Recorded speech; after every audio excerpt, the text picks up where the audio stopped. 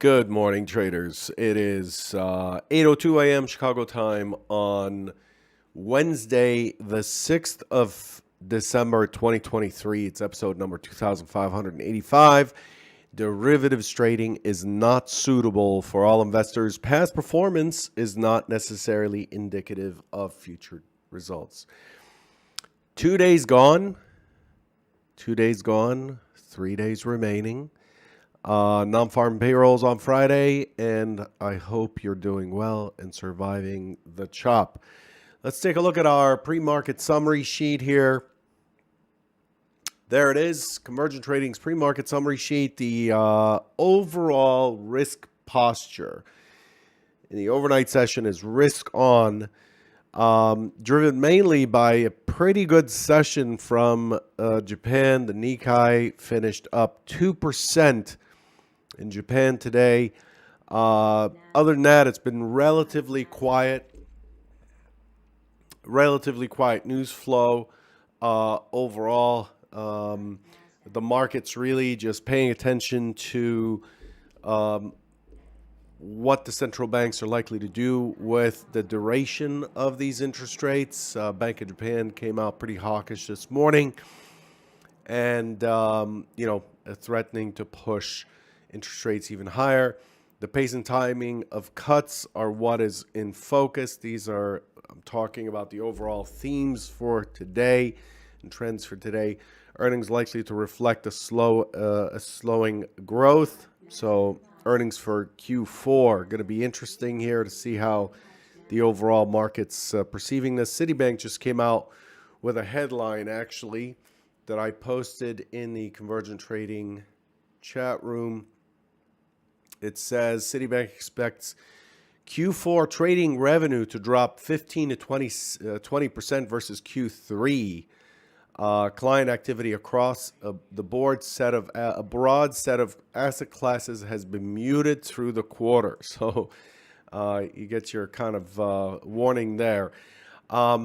China is reporting an uptick in respiratory illnesses, so they are demanding that parents keep their kids at home if they present certain symptoms. So they're looking at that. And then ADP missed this morning, came out at 103,000 versus 130,000. No major surprises across the board. U.S. trade balance of trade came in relatively in line, negative.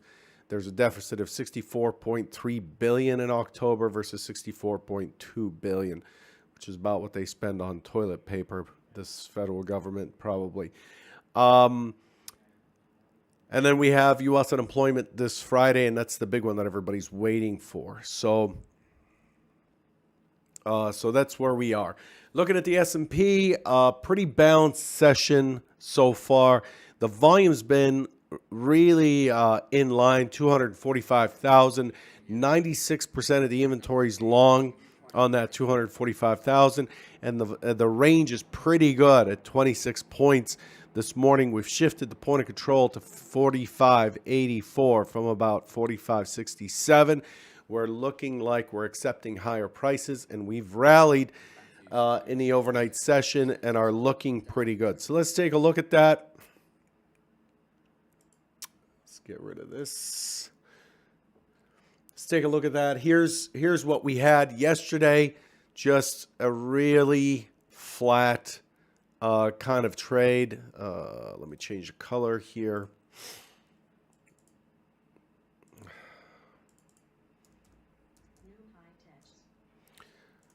Okay.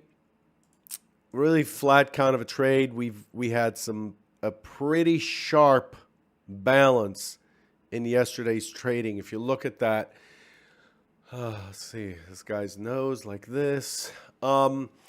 Pretty sharp balance as we've discussed. In the overall pictures that we've been stuck in balance. We'll look at that on a TPO chart, and now we're breaking above balance and heading towards that 4,600 again. The 4,600 has been rejected before. We sold off on Sunday's open immediately, and now we've built a base and we're moving higher. So this is very likely now to take out the 4,600 and to hang on to it. The market has been sitting sideways until about an hour ago. We're leaving the overnight point of control. We're leaving the full session VWAP, full session mid below us, and are heading up. We're squeezing the overnight high. Currently, we did so a little bit on some of the releases earlier, but really this market's been pushed around by what's happened elsewhere, Europe and so forth. Basic materials is pretty strong. Autos pretty strong this morning. Industrials are pretty weak.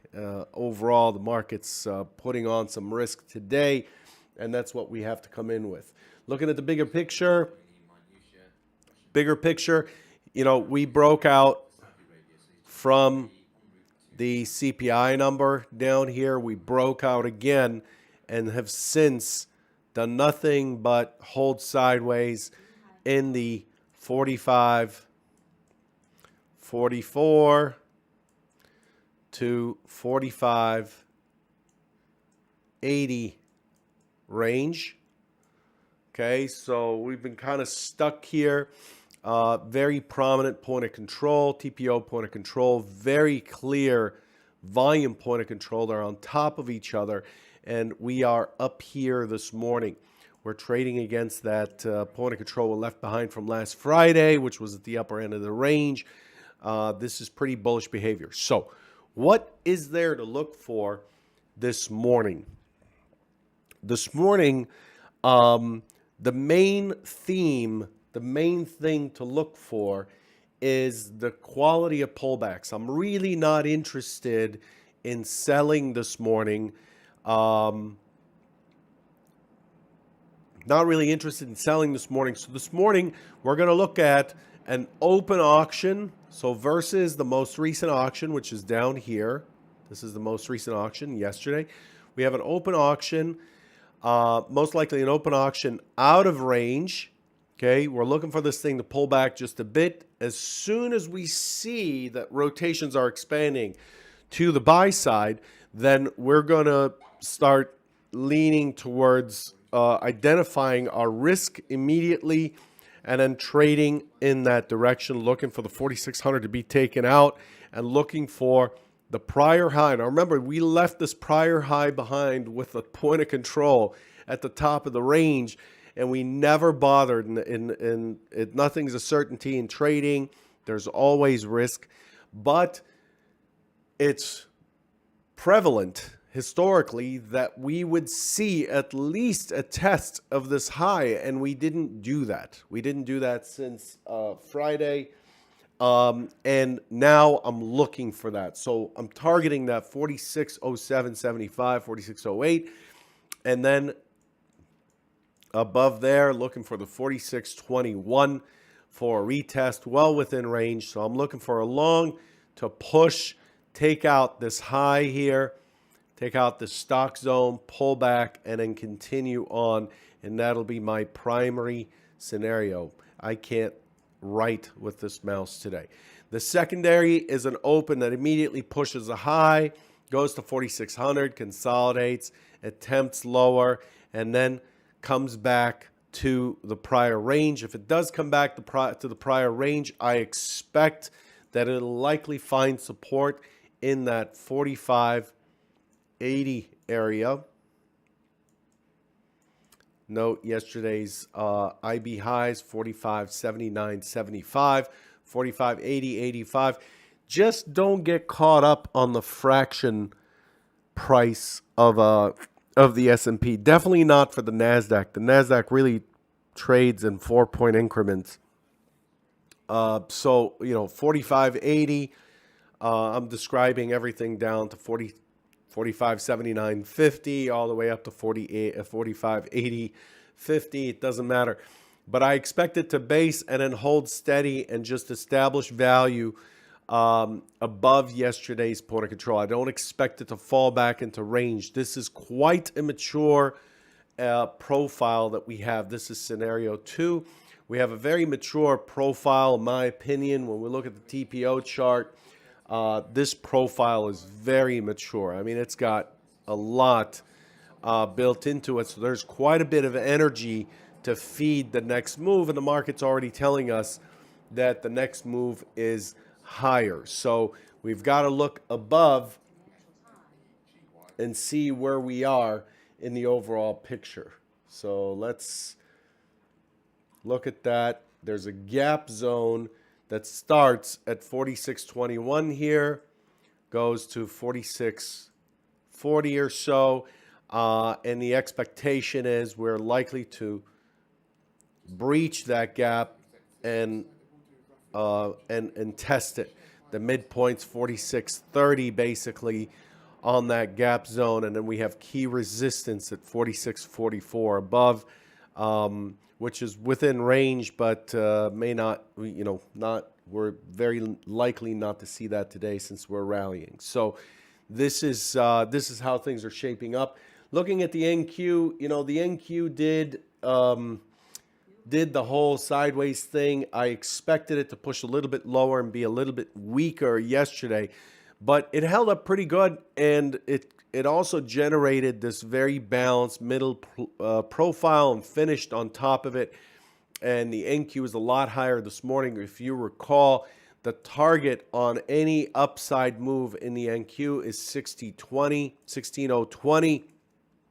We're trading at 23 as we speak. So if I shift this down, you'll see that we're trading at 60.023. From here, the NQ is expected to kind of pull back a little bit, potentially to 15.960 or so, 980, 960, and then turn around and continue to push higher into the 16,100 handle. More likely to do so than to pull back into the prior day's range. So we've done a lot to the downside. We've checked, when we look at the TPO chart, it's very clear that, up here we checked for sellers. We found sellers. We finished at the low. The next day we opened, we tested all the way down. We finished in the middle. The next day we opened in the middle, tested down, tested up, inside day, stayed in the middle. And then the day after that, we opened, checked the gap, and we finished up above the open. So this is pretty much the test of the gap here. Remember, I talked about this yesterday, and that it got into the gap, didn't get to the gap mid. And then yesterday, it opened at the low end, and it finished back in the range. So what we have is a test for the sellers, a check for the sellers. Done. We have a check for buyers. Done. We are back in the middle. Done. And now we are above. So on a relative basis, the NASDAQ still in the middle of its value, its kind of balanced zone right in here. Okay, it's right in the middle of it. So it's still relatively weak to the ES, but most likely it's most likely to check. It's most likely to check what it did last week and squeeze up into this 16,100 handle, clean up some of this poor structure, and then potentially push to 16,208. That's what I'm seeing for the NASDAQ. If anything, it might pull back, consolidate, and hold in this kind of area that it's building right now. The NQ overall is relatively weak. Crude. For those of you who trade crude doing exactly what was expected. If you recall, I talked several times about, look for retests to 74. There's a retest to 74 and a push to 72. There's a retest to 74. Finally taking out the low from in mid-November and finally breaking lower. So remember I said that because of the way it tested higher and failed to take out the 79 handle entirely and get back into the 80s. Remember this low volume node right here? It came up into this low volume node and found sellers. There's no interest. So we pushed back to 76. Here's the 76. We trade in here. And then we managed to go to the other side. So what did crude do? Again, what is an auction's purpose? The auction's purpose is to find the limits of buyers and sellers And then once it's done that successfully, it tends to balance. So it tends to go into imbalance, test for the opposite side, then move into balance. So if it tested high enough to find sellers, boom, we put a line up there, that's your high water mark. Then it goes through and it comes back to the middle, checks the middle. If it can't hold the middle and it breaks down, it's going to go looking for buyers, goes down, finds those buyers, right? So check down, here's a check up. So it breaks down, check up. Okay, got our sellers at 79.90 or 80, whatever it is. Came down, check for buyers, 72.50 or whatever that price is, 72.37. Okay, now we sit in the middle, sit in the middle, sit in the middle. Ooh, they're cutting supply. Let's check for sellers again. Sellers are still up here. Check, done. Come back to the middle. There you go. Come back to the middle. Can't hold on to the middle. Check the other side. And now we're going to attack this price again to see if buyers are still serious there. And if they're not, it's likely to run, right? Because all of this volume that's up here has got to do something, or a lot of that volume is very likely to have to make a move. You know, for every buyer, there's a seller in there. And some of those sellers have already delivered, right? So those buyers have already been delivered. They received physical crude. They're done. The trade is off, but we don't see it on this chart. It doesn't cancel the physical delivery. This is what's special about physical products. But a good number of these are speculative, and those are likely to drive prices down. So we have a gap down this morning. We have a gap down after a very weak close. Look at this close. It opened, tested 74 as discussed, closed at the bottom, and now we are primed for a run. And what we have is an open drive. Look at where it's opening. Let me expand that. Let's look at that. Look at how it opened. It opened, and that's your high tick. The high tick of the day is the open, 71.31, 71.30, and it's moving down. Is this a good market? Is this a good market for us to look for longs? Has it gone too far? No. Only people who like to pick bottoms are going to get long. This is a market where you have a gap and go situation, and the rules say in a gap and go situation, we don't fade the move. We look to trade with it, so it's all about trading either microstructure for breakouts or pullbacks in that direction. So you look for zipper pullbacks, VWAP pullbacks, mid pullbacks, whatever it is, right? But today, unless it goes and takes out the open, I would not look to the long side. It's approaching $70, and it's likely to poke through the 70 and then settle at 70. 70 is likely to be defended. I'm not expecting it too much farther than 70, but that's still 65 ticks away. It's still a bit of distance there. So crude accomplished exactly what we anticipated. Not that, you know, that's how we trade. We don't trade. We're not about being right. This isn't about being right. This is about reading the auction and seeing it fulfilled so that we can confidently push in that direction. All right. There is a bunch of support in crude. I just can't dig for it now. It has to reload all this data. But crude has a bunch of stuff in the back, to the back here. Here it is. So you can see the old support lines. Here we are at 68. We have this big area at 70.15 or so. And then if it pokes through, I'm expecting it to find support and hold the 70. So even if it pokes into the 69 handle, I'm expecting it to hold the 70 today. But this is the structure we're moving into in terms of crude. Okay? All right, I'll leave you with that. Hopefully you're learning something every day you're here.